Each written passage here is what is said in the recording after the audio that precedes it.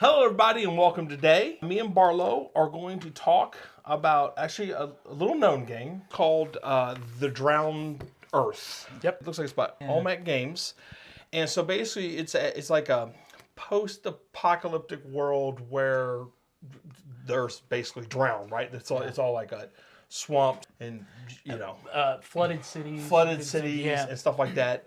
But there are dinosaurs. And giant bugs, and it's very much a post-apocalyptic kind of, mutants of the aftermath kind of feel to it. You get like genetically modified gorillas or an elephant. I have an elephant in my game, and I think every warband has two modified. I think you're right. Like we picked this up at a suggestion from our local game store. One of their employees recommended it to us.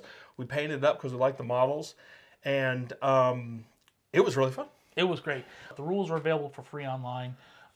You can read about the forces, what they do. The book is actually really, really nice, but you certainly don't have to have that in order to play. When I was doing research on the bands, felt like they were all different enough, and it wasn't like there was one that stood out to me like, oh, I got to get this warband. So instead, I went through and I selected ones that, one that you hadn't chosen, and also one that I just thought looked cool. And I mean, this is really kind of what drove me was this big gorilla and with the big axe. Yeah, and the lizard guy. I mean, he's just I saw those models. I'm like, oh, those look like they would be super fun. And the other thing that I liked about it too, when painting them, they're metal models. I'm usually not a fan of metal models, but these actually painted really well. They did. They painted broad, and each model has character to them. Definitely. And so you have the bondsmen. Yes. Which are like what are the bondsmen? They're like the bounty hunters. The bounty hunters. So yeah, they're not really good guys, but they're not really bad guys. They go after and they hunt bounties, bring in criminals, bring in not criminals. They bring in whoever. So they're kind of like the hunters, and their abilities really play like that. That's kind of how they, are there for. They want to knock people out and then drag them in. Your group those are the wayfarers. Wayfarers are like the good bounty hunters. Like they kind of are. Yeah, that's right. They do stuff. They do bounties and help out and stuff. For pay, but they have scruples about who they work for. Where the bondsmen do not. Like they're like money's money and right. My faction also had an additional leader that you could buy and an additional leader on a mount. So I picked both of those up, and then these were two additional soldiers. This is the entire bondsman army right now. Which is 2, 4, 6, 8, 9 models. Yeah.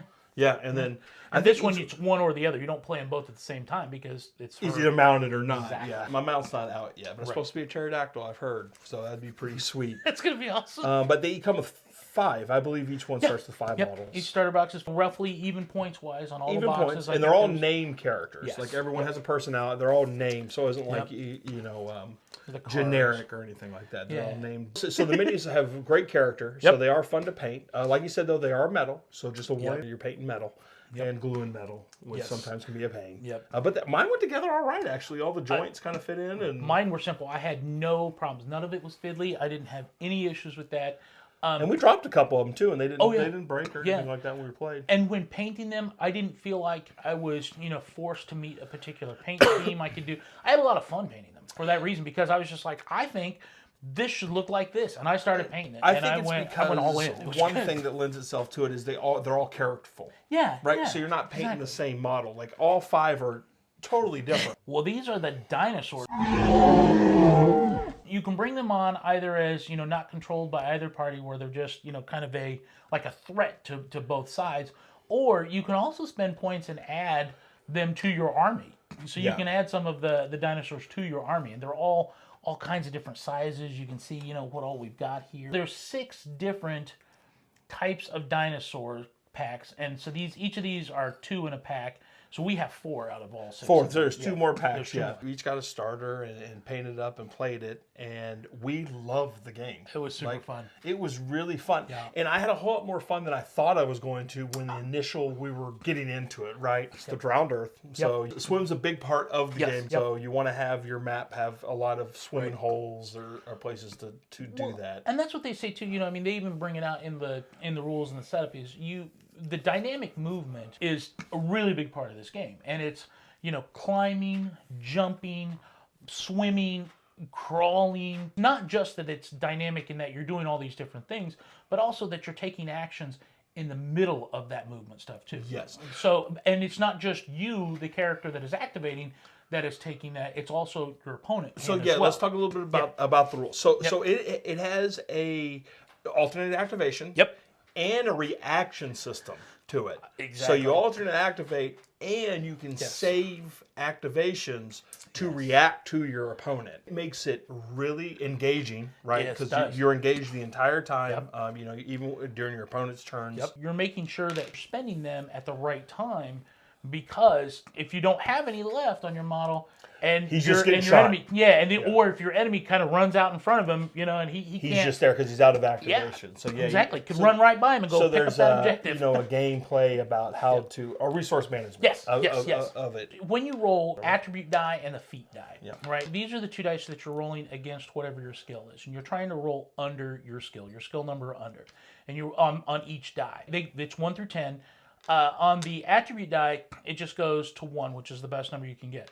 But then there's also this symbol in place of the 1 on the feet. That is something that indicates, like a nailed it, right? If the attribute die is under and the feet is over, then it's a marginal success, right? Is that what it is? Okay. But if your attribute die is over and your feet die is under, doesn't matter, you still failed. So this is the one you always want to make sure that it's under. The yellow one is where you're looking for whether you get a feat or not. If they're both under, then that's a nailed it. No, right? Yeah. If they're both under, it's a nailed it. And if they're both under and one of them has the feet symbol, then you do something. You get your action back. Yes. Right? You get your action point back. Exactly. So you're going to do the action, then keep your action point, which is really big in the game. Yes. Activations and stuff. So the way they do critical failures is if you roll doubles and you are over your number. So usually 2 9s or 2 10s is really bad, because that just means you've critically blundered it. Blunder, I think is what it's called. Exactly. Yeah, you got it. Yep. We played with 5 models, and it played probably about an hour. A little bit longer for us because we were, first game we ever played. Well, and we were rolling for swimming. We were rolling for swim every time. We were like, all right, let's take I'm gonna swim. And they're like, all right, roll. Oh man, I failed it. I want to do it again. Oh no, I failed it. I'm out of activations. I'm just gonna sit there in the water and bob. And it's cool too, because each of the scenarios gives you interesting objectives. It's not just a, let's put our 5 guys against each other and try and eradicate each other. I think there's a couple that are like that, right? We played a fetch one. We did. That's right. We did play the fetch. We purposely forgot a fetch one, which is awesome. It was like 6 hidden objectives. It was like a seek and find. We had to find. There were 6 objectives on the table, and you had a secret number. Yep. Well, it wasn't secret. Like you knew I needed a 6, and you knew I needed a 5, but the ones are secret, so you had to look underneath it. And it's just so happened that the first one I looked at was the one he was hunting for, and the first one he looked at was the one I was hunting for. And we saw every other objective on the board except for the ones we needed. And then we both were kind of like, well, maybe we should leave a guy here to protect it. But then we're like, but that kind of gives it away if that dude's just sitting there. So it was really fun. Again, it's not expensive to get into. No, right? not at all. It's reasonably priced. You don't need any of the special dice. I mean, we like playing with the accoutrements, I'll call them, because I enjoy that, right? The accessories. Yeah, exactly. But all you need is some tokens to keep track of, the action points, and tokens to keep track of your wounds. You will need, the templates for this, but those are in the back of the book. They have those in the book, and they're available on the website. Yeah, you can print them from the website too. Really, the models is really what you need. And it's not bad. And you can make gorgeous boards by just getting aquarium terrain. Yes. Because it's the Drowned Earth, right? Yes. Like Deep Cut Studios, I believe is the mat we have. They have a Drowned Earth official mat. It is such a gorgeous looking mat. It's so vibrant. Yeah. And you can see the hidden city under the water. Right, the flooded tower that was down there, like the top of it's really good. Yeah. So, if you enjoy skirmish games, please check these guys out because this is it was fun. This game is a blast. You're always engaged. Yep. The models are fun to paint. Yes. They go together easy. I mean, I think the dice mechanic is inspired. I think it's really, really good. And I'm not doing it justice describing it. I would encourage you to check out the rules. Read the rules. They're free. Exactly. They're free on the website. I think that is fantastic.